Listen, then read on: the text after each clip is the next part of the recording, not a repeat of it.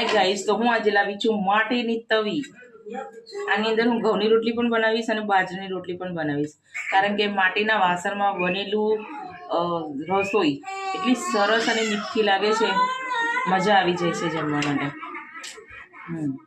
પાલક તમે ઘરે લાવો તો ગાઈસ ફ્રીજમાં મૂકતા હોય તો ધ્યાન રાખો કે એની અંદર નાની નાની ઈયળો આવે છે, જે પાંદડા જેવો કલર હોય છે, તો આપણે જોઈ શકતા નથી।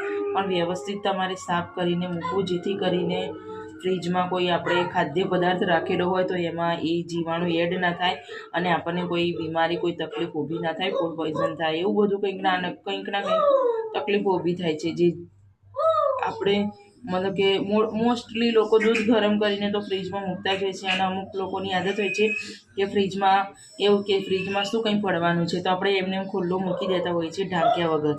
તો ગાઈઝ એવું નહીં કરવાનું। આપણે ફ્રીજમાં કંઈ પણ ખાવાની ચીજ મૂકીએ ને તો ઢાંકીને સ્વચ્છ રીતે મૂકવાની, જેથી કરીને એમાં શાકભાજી રાખેલી હોય છે, બીજા કોઈ ખાદ્ય પદાર્થ રાખેલા છે, કોઈ દવા રાખતું હોય છે, જે દવા બહાર ના રાખવાની હોય, ફ્રીજમાં રાખવાની હોય એવી દવા પણ હોય છે, તો એ બધું રાખવાનું હોય છે। એટલા માટે તમે ફ્રીજમાં કંઈ પણ ખાવાની વસ્તુ મૂકો તો પ્લીઝ મહેરબાની કરીને ઢાંકીને મૂકવાની અંદર રાખો। હું પાલક મૂકવાની છું, મેથી મૂકું ને તો પણ સાફ કરીને અને જાળી મતલબ કે વ્યવસ્થિત ઢાંકીને જ મૂકું છું, જે તમારે પણ એ જ કરવાનું। હું તમને સલાહ નથી આપતી, પણ જણાવું છું, જે કોઈને જ કરવું હોય એ અવશ્ય કરજો।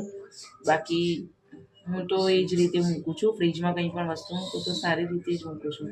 અને પાલક, લીલી ભાજી તો મહેરબાની કરીને જોઈ ચકાસીને જ મૂકવી।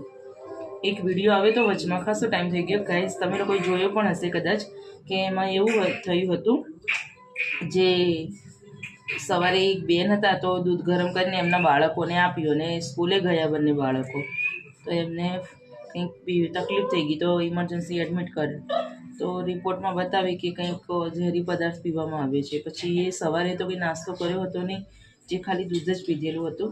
તો એની મમ્મીએ કીધું, ત્યારે રિસર્ચમાં બધું બતાવ્યું તો કે પાલકમાંથી કીડો જે સાપના કણા જેવો હતો, ખબર નથી સાપ છે કે શું હતું એ ખબર નથી, તો એ એમાં પડી ગયો અને બાળકો દૂધ પીને ગયા, તો બંને જણા મૃત્યુ પામ્યા, બંને બાળકો।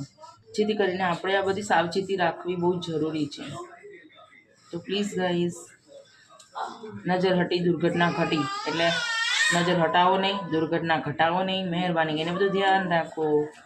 Take care, C you.